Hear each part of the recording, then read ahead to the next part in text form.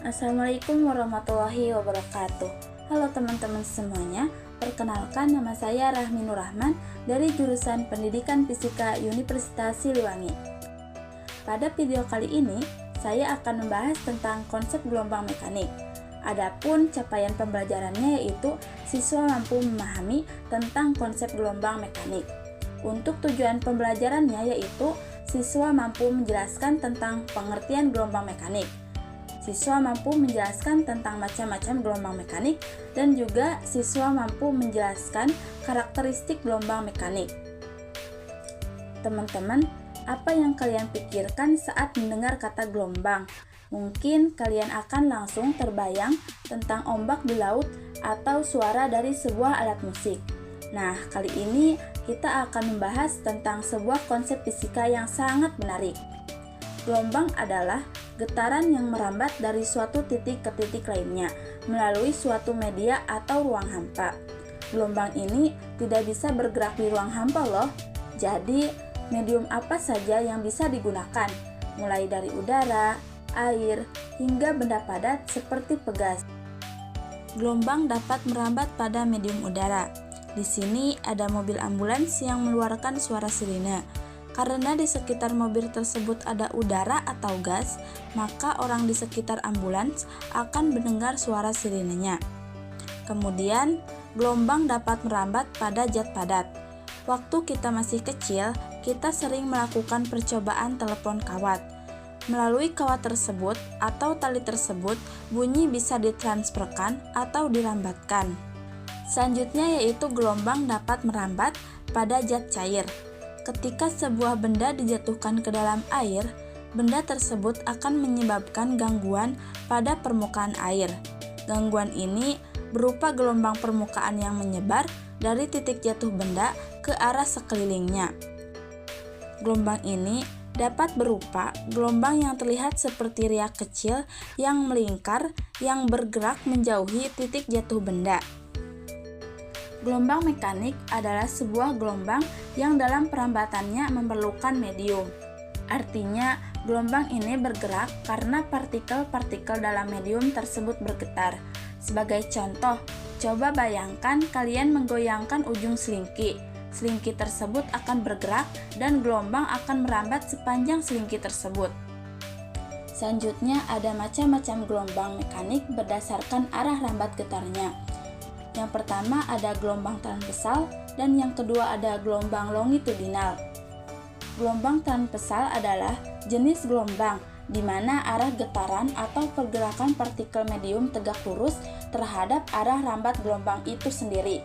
Dalam gelombang transversal, partikel-partikel medium bergerak naik dan turun atau ke kiri dan ke kanan, sementara energi gelombang bergerak dalam arah yang berbeda. Contoh gelombang transversal dalam kehidupan sehari-hari adalah ketika senar gitar atau alat musik lainnya dipetik atau digetarkan. Getaran senar bergerak dalam arah tegak lurus terhadap arah rambat gelombang yang menghasilkan suara.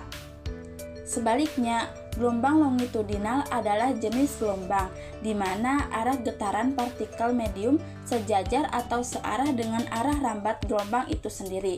Dalam gelombang longitudinal, partikel-partikel medium bergerak maju dan mundur atau ke arah yang sama dengan arah rambat gelombang. Gelombang longitudinal juga bisa kita temui pada saat gelombang seismik yang terjadi pada saat gempa bumi. Gelombang ini dikenal sebagai gelombang primer atau gelombang longitudinal.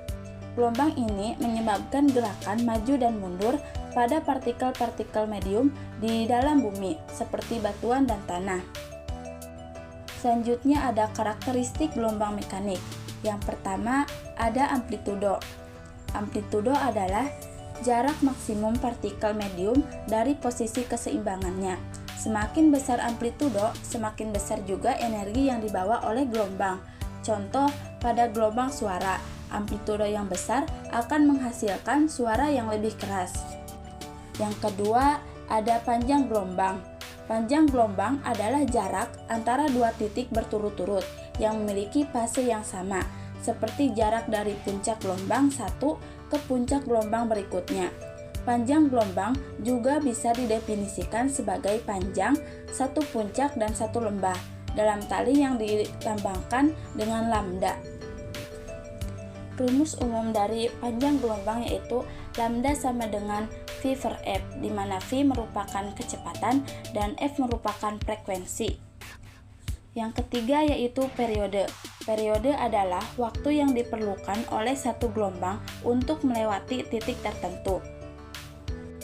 Adapun rumus umum dari periode adalah T sama dengan 1 per F, di mana F merupakan frekuensi. Yang keempat yaitu frekuensi.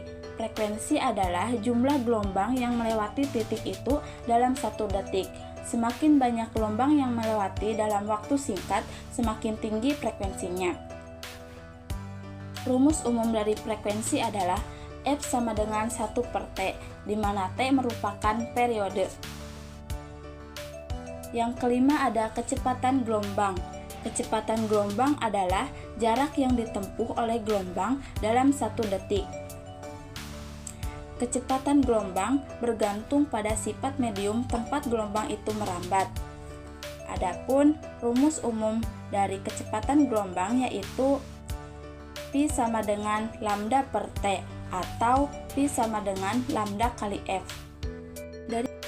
Jadi, gelombang mekanik meskipun sederhana memiliki peran penting dalam kehidupan sehari-hari. Dari suara yang kita dengar hingga gelombang laut yang kita rasakan. Semua itu merupakan manifestasi dari fenomena ini. Gelombang mekanik mengingatkan kita bahwa energi bisa bergerak melalui medium, mempengaruhi partikel-partikel di sekitarnya, dan memberikan dampak yang jauh lebih besar dari yang kita rasakan.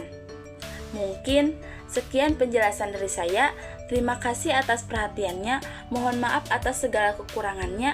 Semoga pengetahuan ini dapat membantu kita dalam memahami lebih dalam tentang bagaimana gelombang berperan dalam kehidupan sehari-hari.